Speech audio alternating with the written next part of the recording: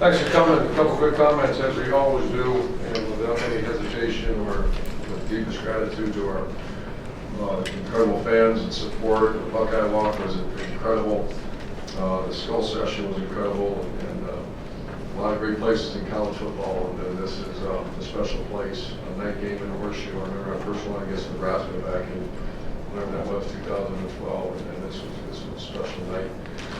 Player of the game was our offensive line. A lot of respect for our opponent. Their defensive line, one of the best in the country. Lead the nation in sacks, tackle for loss, etc. Our offensive line played well. We're down 5 receivers right now, so we went with a lot of 2 tight ends, and that kind of gave them a hard time in the run game. So Marcus Ball has really earned the right to play around here a little bit, the way he works. And Najee was dinged up. I think he'll be full speed. He played a little bit, but he should be full speed by next week. Johnny Dixon's still not full speed, and you lost Noah. Corey Smith.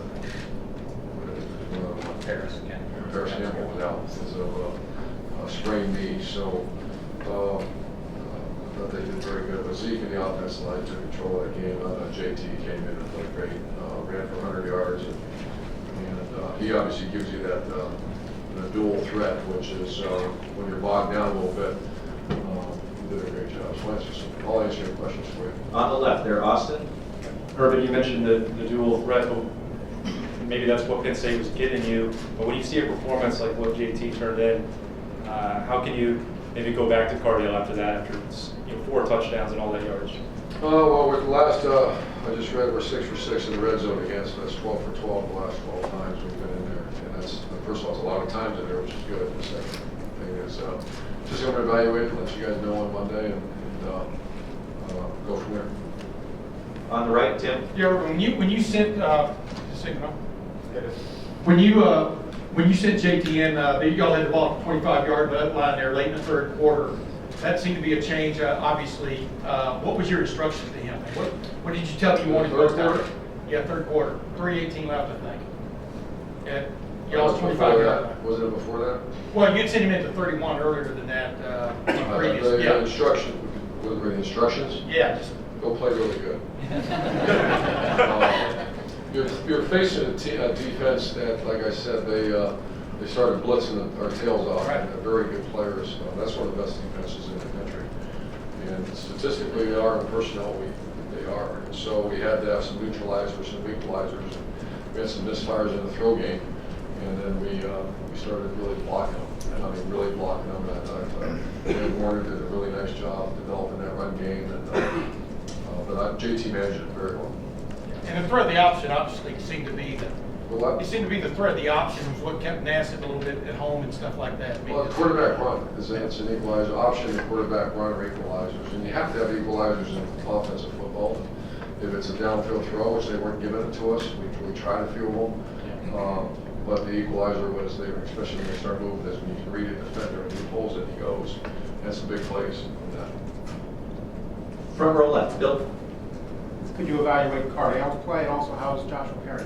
Josh Perry has an ankle sprain. He'll know more later in the week. Cardale was 9-15, not bad, 84 yards, but they were defending the pass pretty well, and we had a few misfires. But no, we reevaluate that this week and keep going. Best thing about 7-0 Bills, but just wait. I'll just remember that.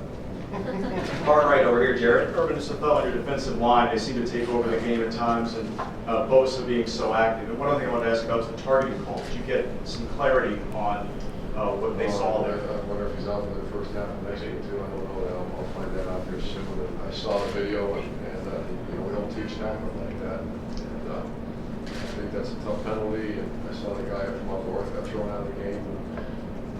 It's tough, man, especially when we're down. We were in the kicking game. We had guys playing positions they never played because we lost Booker, Josh Perry, and Cam Williams, and it was tough duty. And your defensive line, as in particular Bosa, the night guy. I thought he was really good tonight. I don't know, did he get sacks tonight? Yes. He had 3 tackles for loss and a sack. Yeah, he's. I think he's playing at a very high level. Maybe statistically he doesn't have some of these other numbers, but he's extremely disruptive. And I know Luke called up with Adolphus Washington, who played very well. But I think our D-line played well. We just obviously giving up a lot of yards rushing, and that's a little warning. Far left, Doug. Urban, obviously everyone can see how the offense really clicked in a lot of ways. When you end the game, the fact that you ended the game with a different guy playing quarterback than the guy that started the game, like, do you care? Or is it just like whatever it takes to win? Or is there? Well, of course I care, but the job is to go win a game, and we won. We beat a very good team by 28 points. Very good win. Of course I care. I mean, I don't know if maybe that's not the right phrase, but like I guess it's sort of the whatever it takes to win kind of attitude. Absolutely, whatever it takes to win, and that's, I don't know, someone else should be standing here if there's some other purpose of our job.